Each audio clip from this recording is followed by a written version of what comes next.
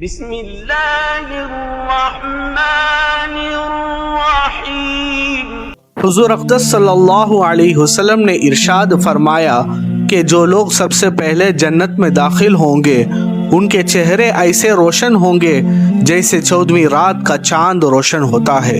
وہ بالکل صاف ستھرے ہوں گے، نہ ان کے منہ سے تھوک نکلے گا، نہ ناک سے کوئی میل، نہ ہی ان کو پیشاب و پاخانہ جیسی کوئی حاجت ہوگی۔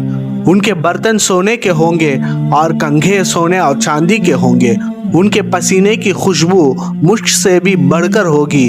ہر جنتی کے لیے 2 ایسی حوریں ہوں گی جن کے خوبصورتی کا یہ عالم ہوگا کہ ان کے پیروں کی ہڈیوں کا گودا خوبصورتی کی وجہ سے پنڈلیوں کے گوشت سے صاف نظر آئے گا، اور وہ دونوں حوریں آپس میں ایسی ہم خیال ہوں گی جیسے کہ دونوں کا دل ایک ہو۔ اہل جنت کے دل بھی ایک ہوں گے، نہ ان میں آپس میں کوئی اختلاف ہوگا، نہ کینہ و بغض۔